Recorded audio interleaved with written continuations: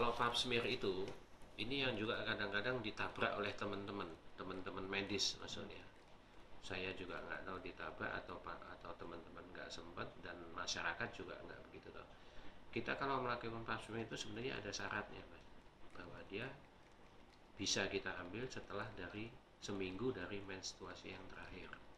Jadi misalnya dia mennya 1 sampai tanggal 5, dia baru bisa di pap smear itu setelah tanggal 12. Nah ini yang kadang-kadang nggak pernah ditanya nih, baik oleh dokter umum, bidan maupun teman-teman SPOG.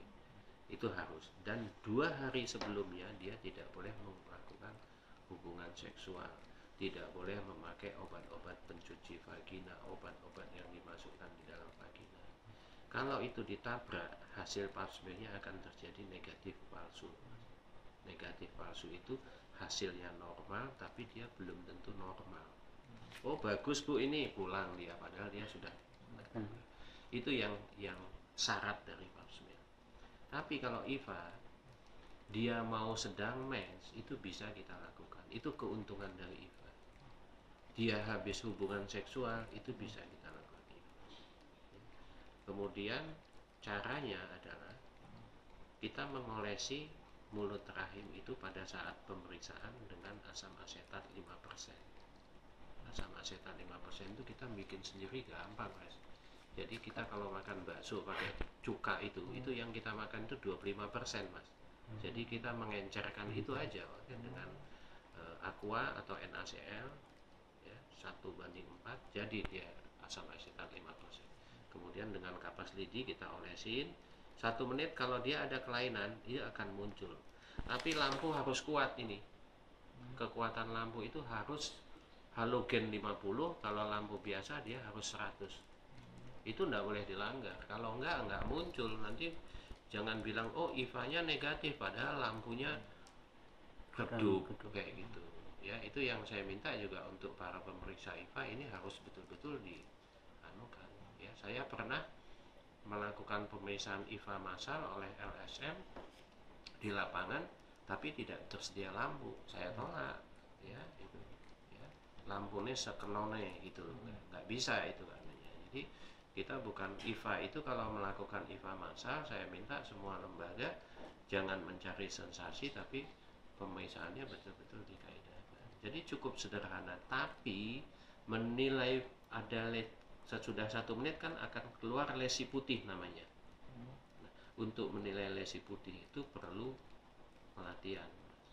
Jadi teman-teman bidan dan dokter umum itu kita melakukan pelatihan dari kita 4 hari untuk latihan itu.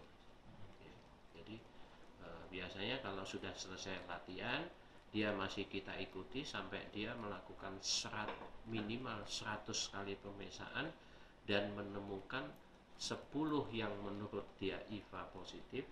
Setelah 10 itu kita cek ternyata 2 betul-betul IVA positif, baru kita kasih surat kompetensi bahwa dia boleh melakukan pemeriksaan IVA. Sudah banyak di daerah Pekalongan, Wonosobo,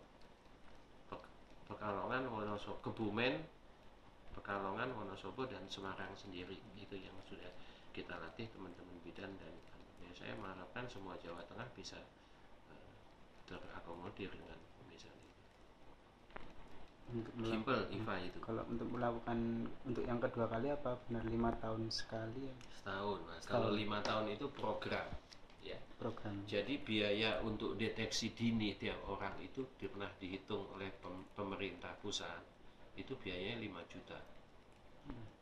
Ya, sampai dia di kolposkopi tadi loh, itu 5 juta. Jadi kalau dia positif, misalnya dia sudah di IVA negatif, diulang, kalau pemerintah kan ini biaya pemerintah nih, makanya dia ambil 5 tahun. Tapi kalau saya anjurkan untuk IVA tiap tahun. Begitu juga untuk pap smear. Kapan sih harus pap smear? Setiap perempuan yang sudah melakukan hubungan seksual 3 tahun. Hubungan seksual loh, Mas, bukan nikah loh ya. Setiap perempuan yang sudah melakukan hubungan seksual 3 tahun itu wajib hukumnya pap smear.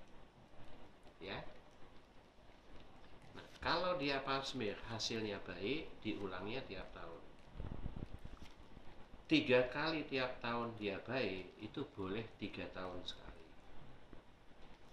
dia pap smear tipe kayak KTP pap smear rutin pap smear 3 tahun bagus 3 tahun bagus 3 tahun bagus sampai dia 65 habis itu boleh nggak pap smear kayak KTP kan ya.